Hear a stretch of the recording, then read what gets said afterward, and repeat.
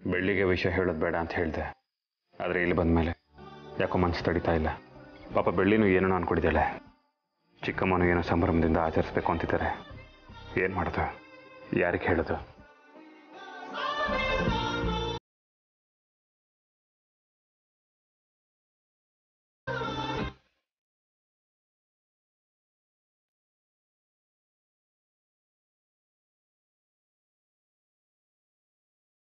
ಮಾವ,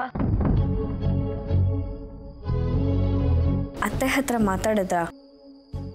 ಬೆಳ್ಳಿ, ನೀನು ಇನ್ನೂ ಮಲಗಿಲ್ವಾ? ದಿನ ನಿಮ್ಮ ಎದೆ ಮೇಲೆ ವರ್ಗ್ ಮಲಗಿದ್ರೆ ತಾನೆ ನನಗೆ ನಿದ್ದೆ ಬರೋದು. ಅಂದಮೇಲೆ ನಾನು ಹೇಗೆ ನಿದ್ದೆ ಮಾಡಲಿ ಮಾವ? ಹೌದಲ್ವಾ, ನಾನು ಮರ್ತೇ ಬಿಟ್ಟಿದ್ದೆ. ಯಾವುದನ್ನ ಮರ್ತಿದ್ರಿ ಮಾವ? ಫಂಕ್ಷನ್ ಬಗ್ಗೆ ಹೇಗೆ ಹೇಳೋದು ಅಂತನಾ? ಅತ್ತೆ ಹತ್ರ ಮಾತಾಡಿದ್ರ? ನಾಳೆ ಫಂಕ್ಷನ್ ಬೇಡ ಅಂತ ಹೇಳಿದ್ರ? ಬೆಳ್ಳಿ, ಅದು ನಿಮಗೆ ಸುಳ್ಳು ಹೇಳೋಕೆ ಬರಲ್ಲ ಮಾವ.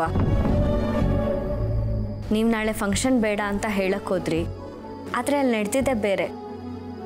ನಾನು ಎಲ್ಲ ಕೇಳಿಸ್ಕೊಂಡೆ. ಬೆಳ್ಳಿಗೆ ಹೇಳೋದೇ ಬೇಡ, ಸರ್ಪ್ರೈಸ್ ಕೊಡೋಣ ಅಂತ ಮಾತಾಡಿದ್ದು ಕೇಳಿಸ್ಕೊಂಡೆ. ಅವ್ರು ಎಲ್ಲ ತಯಾರಿನೂ ಮಾಡ್ಕೊಬಿಟ್ಟಿದ್ದಾರೆ ಬೆಳ್ಳಿ.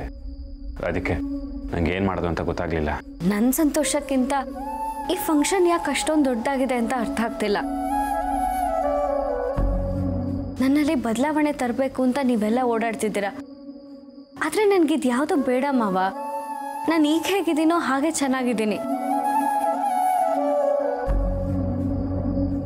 ಸರಿ, ನೀವೆಲ್ಲ ಇಷ್ಟೊಂದು ಇಷ್ಟಪಡ್ತಿದ್ದೀರಾ ಅಂದಮೇಲೆ ನಾಳೆ ಫಂಕ್ಷನ್ ನಡೀಲಿ ಬಿಡಿ. ಬೆಳ್ಳಿ, ಏನು ಹೇಳ್ತಿದ್ಯಾ?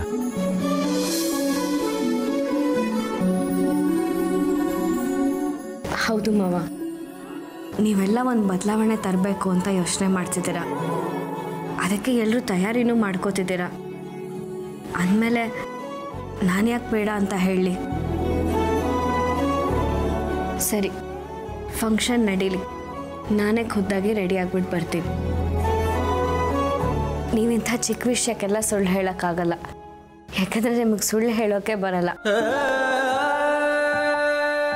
ನೀವು ತುಂಬ ಮುಗ್ಧರು ಮಾವ. ಬೆಳ್ಳಿ, ನೀನು ಮನಸ್ಸಿಂದ ಒಪ್ಕೊಂಡಿದ್ಯಾ ಅಥವಾ ಎಲ್ಲರೂ ಒತ್ತಡಕ್ಕೆ ಒಪ್ಕೊಂಡಿದ್ಯಾ? ನನ್ನ ಮನ್ಸು ನೋಯಿಸೋಕ್ಕೆ ಯಾರಿಗೂ ಇಷ್ಟ ಇಲ್ಲ. ಹಾಗಿದ್ಮೇಲೆ ನಾನು ಯಾರ ಮನಸ್ಸನ್ನು ನೋಯಿಸಬಾರ್ದು ಅಂತ ತೀರ್ಮಾನ ಮಾಡಿದ್ದೀನಿ. ಫಂಕ್ಷನ್ ತಾನೇ, ನಗ್ತಾ ನಗ್ತಾ ಬಂದ್ರಾಯ್ತು. ಹಳೇದೆಲ್ಲ ಮರಿಬೇಕು, ಮರೆಯೋಣ. ಒಂದೊಂದಾಗೆ ಎಲ್ಲ ಬದಲಾಗ್ತಿದೆ. ಎಲ್ಲ ಒಳ್ಳೇದಾಗತ್ತೆ ಬೆಳ್ಳಿ.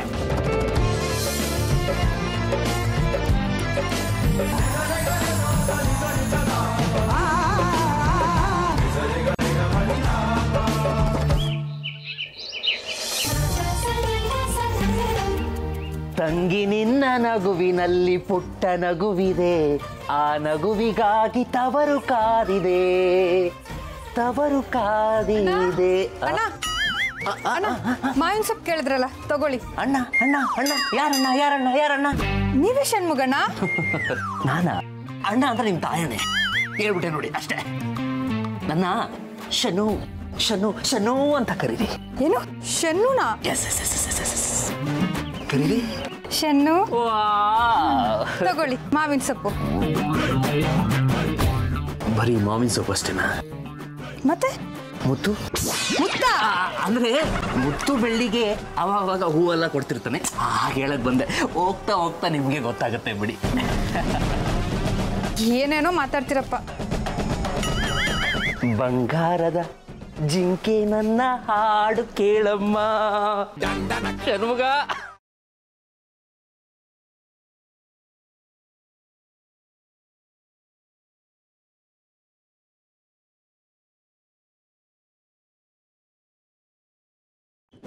ಷಣ್ಮುಗಣ್ಣ, ಕನ್ಸ್ ಕಾಣ್ತಿದ್ದೀರಾ? ಏನಿಲ್ಲಪ್ಪ, ಅದಕ್ಕೆ ಏನೇನು ರೆಡಿಯಾಗಿ ಬರ್ತಾರೆ. ಎಲ್ಲ ರೆಡಿನಾ? ಬೆಳ್ಳಿ ಜೊತೆ ನಿಂದೆಲ್ಲ ಬೆಳ್ಳಿ ರೆಡಿನಾ? ಬೆಳ್ಳಿ ರೆಡಿ ಆಗಿದ್ದಾರೆ. ಇಲ್ಲೇನಾಗಿದೆ ಚೆಕ್ ಮಾಡಕ್ ಬಂದೆ. ಎಲ್ಲಿ ಫಸ್ಟ್ ಕ್ಲಾಸ್ ಎಲ್ಲ ರೆಡಿ ಮಾಡ್ಬಿಡ್ತೀನಪ್ಪ. ಬೇಗ ಕೆಲಸ ಮುಗಿಸಿ ಬೇಗ. ಕಾವ್ಯ, ಎಲ್ಲ ರೆಡಿ ಆಗಿದೆಯಾ?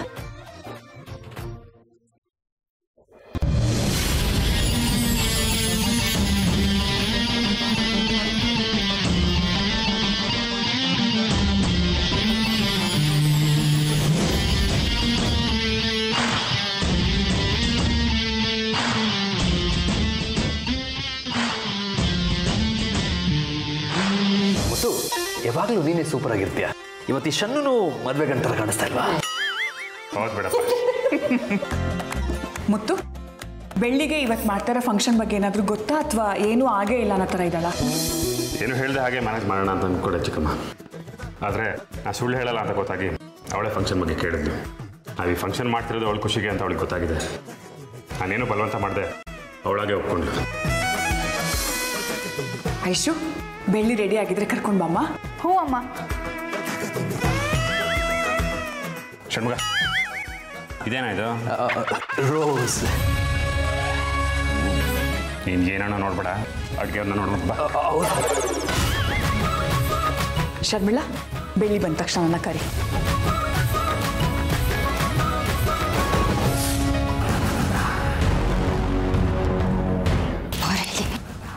ಎಲ್ಲ ವ್ಯವಸ್ಥೆ ಆಗಿದೆ.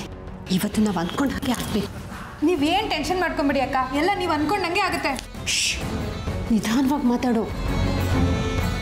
ಯಾವುದೇ ಕಾರಣಕ್ಕೂ ಇವತ್ತು ನಮ್ಮ ಪ್ಲ್ಯಾನು ಫ್ಲಾಪ್ ಆಗಬಾರ್ದು. ಹೊರಡು.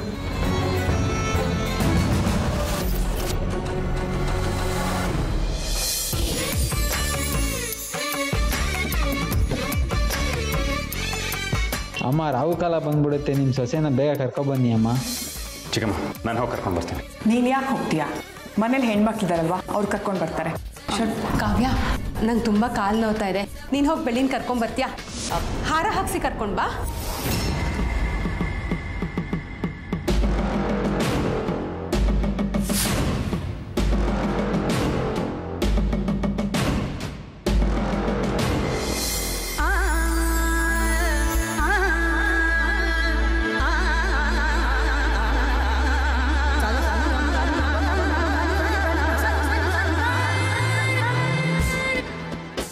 ಮುತ್ತು, ಅಲ್ಲಿ ನೋಡು.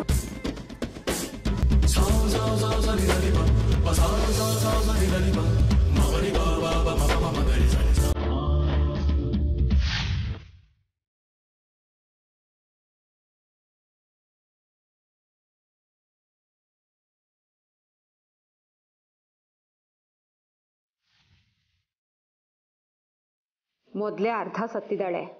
ಇನ್ನು ಈ ಮಗುನು ಕಳ್ಕೊಂಡು ಪೂರ್ತಿಯಾಗಿ ಸತ್ತೋಗ್ತಾಳೆ.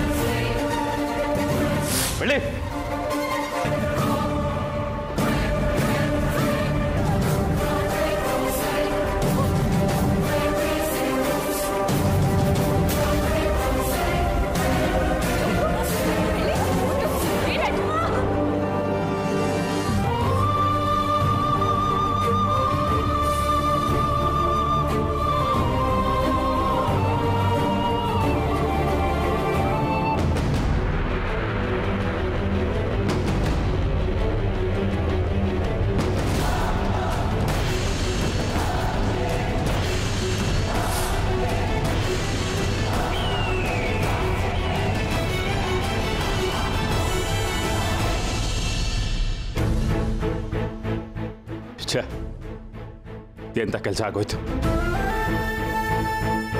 ಬೆಳ್ಳಿನ ನಾನೇ ಫೋರ್ಸ್ ಮಾಡಿ ಫಂಕ್ಷನ್ ಮಾಡೋಣ ಅಂತ ಹೇಳಿದೆ.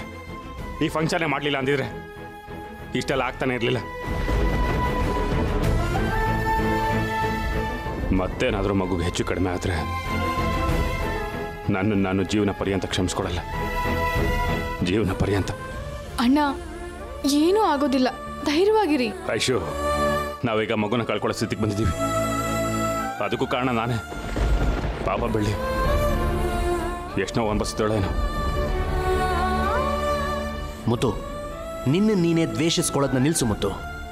ಇನ್ಯಾರನ್ನ ದೂಷಿಸ್ಲೋ? ಇಷ್ಟಕ್ಕೆಲ್ಲ ಕಾರಣ ನಾನೇ ತಾನೆ, ನನ್ನಿಂದಾನೇ ತಾನೆ ಬೆಳ್ಳಿ ಹಾಸ್ಪಿಟಲ್ ಓದಾಡ್ತಿರೋದು. ಆದ್ಮೇಲೆ ಇನ್ಯಾರನ್ನ ದೂಷಿಸ್ಲಿ? ನನ್ನನ್ನು ನಾನೇ ದೂಷಿಸ್ಕೋಬೇಕು. ಪಾಪ ಬೆಳ್ಳಿ ಮನೇಲಿ ಆರಾಮಾಗಿ ನೆಮ್ಮದಿಯಾಗಿರ್ಬೇಕಾದವಳು. ಆದರೆ ಇವತ್ತು ನನ್ನಿಂದಾಗಿ ಹಾಸ್ಪಿಟಲ್ ಓದಾಡ್ತಾ ಇದ್ದಾಳೆ. ಬೆಳ್ಳಿ ಅದಕ್ಕೆ ಹೊಟ್ಟೆಲಿ ಹುಟ್ಟಿರೋದು ಯಾರು ಹೇಳಿ? ನಮ್ಮ ಚಿತ್ರ ಅದಕ್ಕೆ. ಅವ್ರಿಗೇನಾದ್ರೂ ಆಗುತ್ತಾ ಅಣ್ಣ? ನೀವೇ ಯೋಚನೆ ಮಾಡಿ.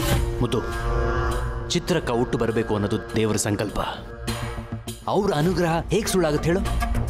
ವರನು ಕೊಟ್ಟು ದೇವರು ಅವನೇ ಕಿತ್ಕೋತಾನ? ಖಂಡಿತ ಇಲ್ಲ, ಖಂಡಿತ ಇಲ್ಲ. ಕರುಣೆ ತೋರಿಸ್ತಾನೆ ದೇವ್ರು, ನಮ್ಮ ಕರುಣೆ ತೋರಿಸ್ತಾನೆ. ಮಗುನ ರೂಪದಲ್ಲಿ ಚಿತ್ರಕ್ಕ ಬಂದೇ ಬರ್ತಾರೆ. ಧೈರ್ಯವಾಗಿರೋ, ಧೈರ್ಯವಾಗಿರೋ. ಅಕಸ್ಮಾತ್ ಏನಾದರೂ ಅಬೋಷನ್ ಆದ್ರೆ? ಹಾಗೆಲ್ಲ ಏನೂ ಆಗಲ್ಲ ಅಣ್ಣ. ಅತಿಥಿಯಾಗಿ ಬರೋರ್ನ ಯಾರು ತಡೆಯೋಕ್ಕಾಗತ್ತೆ? ಎಲ್ಲದರಲ್ಲೂ ಸುಖನೇ ಕೊಟ್ರೆ ಸರಿ ಹೋಗಲ್ಲ ಅಂತ ಆ ದೇವ್ರು ಸ್ವಲ್ಪ ಕಷ್ಟನೂ ಕೊಡ್ತಾನೆ. ನಾವು ಅದನ್ನ ದಾಟ್ ಹೋಗ್ಬೇಕಣ್ಣ. ಬೆಳ್ಳಿ ಮತ್ತೆ ಮಗು ಇಬ್ರು ಚೆನ್ನಾಗಿರ್ತಾರೆ, ಖಂಡಿತ. ಸ್ವಲ್ಪ ಭಯ ಆಗಿದೆ ನಿಜ, ಆದರೆ ನೀವು ಅನ್ಕೊಳ್ಳೋ ಹಾಗೆ ಅಬೋರ್ಷನ್ ಏನೂ ಆಗೋದಿಲ್ಲ. ಸ್ವಲ್ಪ ಪೆಟ್ಟಾಗಿದೆ, ಆದರೆ ಅದಕ್ಕೆ ಸರಿ ಹೋಗ್ತಾರೆ. ಅಮ್ಮ, ನೀನು ಅವಳನ್ನೇ ಹೇಗೆ ನೋಡ್ತಿದ್ರೆ ಅವಳು ಭಯ ಪಡಲ್ವಾ? ನಾನು ಅವಳ ಹತ್ರ ಮಾತಾಡ್ತಿದ್ದೀನಿ ಶರ್ಮಿಳಾ, ನೀನು ಮಧ್ಯೆ ಮಾತಾಡಬೇಡ. ಹೇಳು, ಬೆಳ್ಳಿ ತಾನಾಗೆ ಮೇಲಿಂದ ಬಿದ್ಲಾ ಅಥವಾ ನೀನು ಬೀಳ್ಸಿದ್ಯಾ?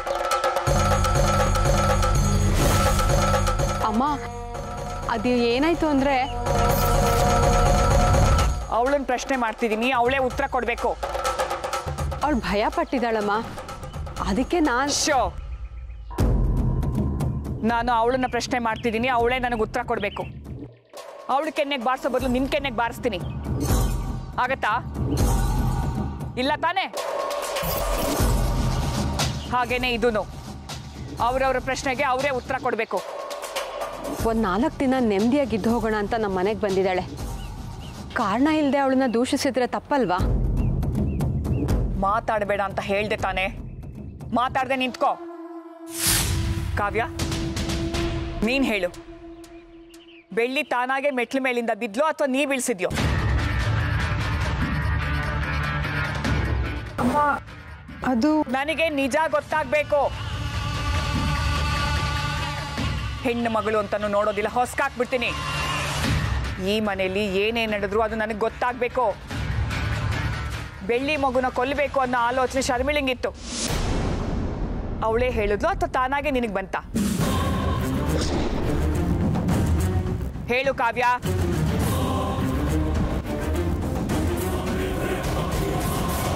ಅಲ್ವೋ, ಇನ್ನೇನು ಎಲ್ಲ ಸರಿ ಹೋಗ್ತಿದೆ ಅನ್ನಷ್ಟರಲ್ಲಿ ಯಾಕೋ ಹೀಗಾಯ್ತು? ಮಹಾಸ್ವಾಮಿಗಳು ಹೇಳಿದ್ರು ಹೆಂಡತಿ ಮಗುನ ಜೋಪಾನಾಗಿ ನೋಡ್ಕೋ, ಹುಷಾರು ಅಂತ. ಆದರೆ ನಾನೇ ಜವಾಬ್ದಾರಿಯಿಂದ ನಡ್ಕೊಳ್ಳಿಲ್ಲ. ಹೆಂಡತಿ ಮಗುನ ಜೋಪಾನಾಗಿ ನೋಡ್ಕೊಳಕ್ಕಾಗಲಿಲ್ಲ ಅಂದಮೇಲೆ ನಾನು ಯಾವ ಸೀಮೆ ಗಂಡನ? ಸರಿ ಇಲ್ಲ ಕಣ. ನಾನು ಗೊತ್ತು, ನಿನಗೆ ಜವಾಬ್ದಾರಿ ಇಲ್ಲ ಅಂತ ಯಾರು ಹೇಳಿದ್ದು? ಯಾರಾದರೂ ನಿನ್ನ ಮೇಲೆ ಒಂದು ಬೆರಳು ತೋರ್ಸಕ್ ಸಾಧ್ಯನಾ? ಸ್ವಾತಿನ ಬೆಳೆಸಿದ್ಯಾ, ಕಾರ್ತಿಕ್ನ ಓದಿಸ್ತಾ ಇದೆಯಾ? ಈ ಊರಲ್ಲಿ ಎಷ್ಟೋ ಜನಕ್ಕೆ ಅನ್ನ ಹಾಕಿದ್ಯಾ ಕಣ, ಕುಟುಂಬ ಕಟ್ಕೊಟ್ಟಿದ್ಯಾ. ನೀನು ಜವಾಬ್ದಾರಿ ಇಲ್ಲ ಅಂತ ಯಾರು ಹೇಳ್ತಾರೆ ಹೇಳು? ಅದೆಲ್ಲ ಮಾಡಿರ್ಬೋದು, ಆದರೆ ಈಗೇನು ಮಾಡಿದೀನಿ ನೋಡು. ನಾವು ನೆಗೆಟಿವ್ ಆಗಿ ಯೋಚನೆ ಮಾಡೋದ್ರಿಂದ ಏನೇ ಕೆಟ್ಟದ್ದು ನಡೆದ್ರು ಅದು ನಮ್ಮಿಂದಾನೆ ಅಂತ ಅನ್ಸುತ್ತೆ ಅಣ್ಣ. ಇದರಲ್ಲಿ ನಿಮ್ದಾಗ್ಲಿ ಬೆಳ್ಳಿ ಅದಕ್ಕಿದಾಗ್ಲಿ ಏನೂ ತಪ್ಪಿರಲಿಲ್ಲ. ನಮ್ಮ ಟೈಮ್ ಸರಿ ಇರಲಿಲ್ಲ ಅಷ್ಟೇ ಅಣ್ಣ. ಮತ್ತು ಬೆಳ್ಳಿ ಬೇಗ ಗುಣ ಆಗ್ತಾಳೆ, ಯೋಚನೆ ಮಾಡಬೇಡವೋ? ಗುಣ ಆದರೆ ಒಳ್ಳೇದು, ಇಲ್ಲ ಅಂದರೆ ನಾನು ಹೇಗೋ ಬೆಳ್ಳಿಗೆ ಮುಖ ತೋರಿಸ್ಲಿ. ಅಮ್ಮ, ನಿಜ ಹೇಳಬೇಕು ಅಂದರೆ ನಾನು ಬೆಳ್ಳಿಯಿಂದ ದೂರನೇ ಇದ್ದೆ. ಅವಳು ಗರ್ಭಿಣಿ, ಮೆಟ್ಲನ್ನ ಆರಾಮಾಗಿ ಇಳ್ಕೊಂಡು ಹೋಗ್ಲಿ, ನಾನು ಹಿಂದೆ ಆರಾಮಾಗಿ ಹೋಗೋಣ ಅಂತ ಇದ್ದೆ. ಆದರೆ ನಾನು ಕಾಲು ಅದು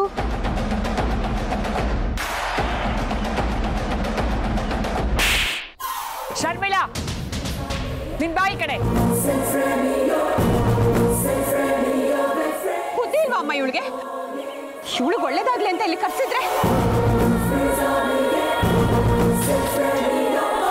ನೀನು ಎಂಥ ಕೆಲಸ ಮಾಡಿದ್ಯಾ ಅಂತ ಗೊತ್ತಾ ನಿನಗೆ? ಬೆಳ್ಳಿ ಈಗಾಗಲೇ ಒಂದು ಮಗುನ ಕಳ್ಕೊಂಡು ದುಃಖದಲ್ಲಿದ್ದಾಳೆ. ಅವಳು ಸಂತೋಷವಾಗಿರ್ಲಿ ಅಂತ ನಾವು ಈ ವ್ಯವಸ್ಥೆ ಎಲ್ಲ ಮಾಡಿದ್ರೆ ನೀನು ಹೀಗೆ ಮಾಡೋದು?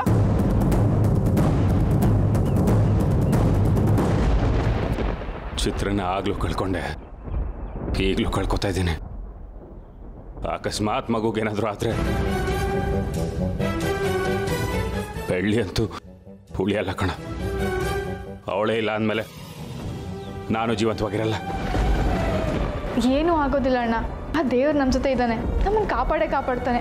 ನೀವು ಧೈರ್ಯವಾಗಿರಿ. ಮುತ್ತು, ಡಾಕ್ಟರ್ ರಿಪೋರ್ಟ್ ಬರಲಿ, ಕಾರಣ ಏನೂ ಆಗಲ್ಲ. ದೇವರಿದ್ದಾನೆ.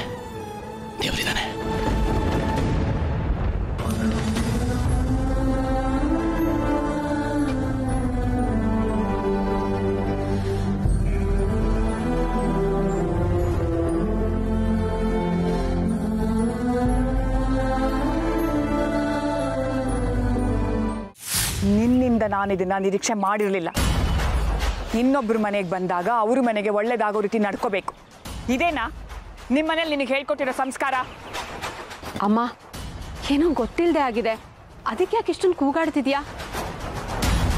ಗೊತ್ತಿಲ್ದಿರ ಆಗಿರೋ ತಪ್ಪ? ಒಂದು ವೇಳೆ ಬೆಳ್ಳಿ ಮಗುಗೆ ಏನಾದರೂ ಆದರೆ ಮೊದಲು ನಿನ್ನ, ಆಮೇಲೆ ಇವಳನ್ನ ಹೂತಾಕ್ಬಿಡ್ತೀನಿ. ಅವಳಿಗೆ ನಡೆಯಕ್ಕೆ ಬರ್ದೇ ಇದ್ರು ನಮ್ದೇ ತಪ್ಪು ಅಂತ ಯಾಕೆ ಹೇಳ್ತಿದ್ಯಾ? ನೀನು ಬೆಳ್ಳಿ ಮಗುನ ಕೊಲ್ಲಬೇಕು ಅಂತ ಯೋಚನೆ ಮಾಡಿದಾಗಲೇ ನನಗೆ ಗೊತ್ತಿತ್ತು ನೀನೇನೋ ಕುತಂತ್ರ ಮಾಡ್ತೀಯ ಅಂತ. ಕೊನೆಗೂ ಮಾಡೇ ಬಿಟ್ಟಿಯಲ್ಲ. ಅಮ್ಮ, ಅನಿಷ್ಟಕ್ಕೆಲ್ಲ ಶನೀಶ್ವರನೇ ಕಾರಣನಾ? ಈಗ ನಡ್ದೋಗಿದೆಯಲ್ಲ, ಅದಕ್ಕೇನ್ ಮಾಡ್ತೀಯಾ? ಈಗಾಗಿರೋ ಅನಾಹುತನ ತಪ್ಸೋದು ಹೇಗೆ? ಆ ಜವಾಬ್ದಾರಿನ ಯಾರು ಹೊತ್ಕೋತಾರೆ? ನೀನಾ ಇಲ್ಲ ಇವಳ? ಇವಳನ್ನ ನೀನು ಮನೆಗೆ ಕರ್ಕೊಂಬಂದಾಗ್ಲೇ ಅನ್ಕೊಂಡೆ ನೀನು ಏನೋ ಪ್ಲಾನ್ ಮಾಡ್ತೀಯಾ ಅಂತ. ಆದ್ರೆ ನಾನು ಅದನ್ನ ತಪ್ಸೋದ್ರಲ್ಲಿ ಸೋತ್ ಹೋದೆ. ಈ ಕೆಲಸನ ನಾವೇ ಮಾಡಿದ್ವಿ ಅಂತ ಹೇಗೆ ಹೇಳ್ತೀಯಾ? ನಿನ್ನ ಹತ್ರ ಯಾವ್ದಾದ್ರು ಸಾಕ್ಷಿ ಇದೆಯಾ? ಇದೆಲ್ಲ ಬರೀ ನಿನ್ ಕೆಟ್ಟ ಕಲ್ಪನೆ ಅಷ್ಟೇ. ಮೊದಲು ನಾನು ಹೀಗೆ ಉತ್ತರ ಕೊಡ್ತಿದ್ದೆ, ಎದುರುಗಡೆ ಇರೋರ್ ಬಾಯಿ ಮುಚ್ಚೋದಿಕ್ಕೆ. ಈಗ ನೀನು ಅದೇ ದಾರಿ ಹಿಡಿತಿದ್ಯಾ?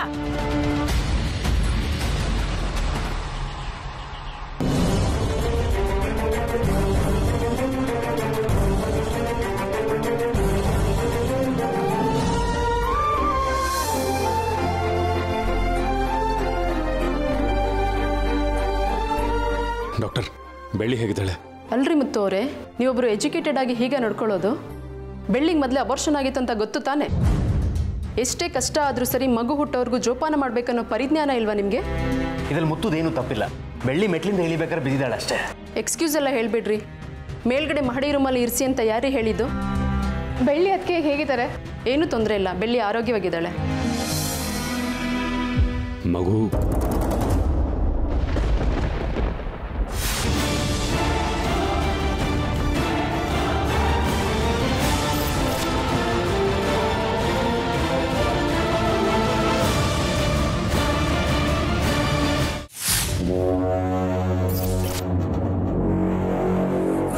ಆ ಕೆಲಸ ಮಾಡಿರೋದು ನೀವೇ ಅನ್ನೋದು ನನಗೆ ಖಾತ್ರಿ ಆಗಿಲ್ಲ. ಒಂದು ವೇಳೆ ಏನಾದ್ರೂ ಗೊತ್ತಾದ್ರೆ ನೀವಿಬ್ರು ನೋವು ಅನುಭವಿಸ್ಬೇಕಾಗತ್ತೆ, ನೆನಪಿರ್ಲಿ.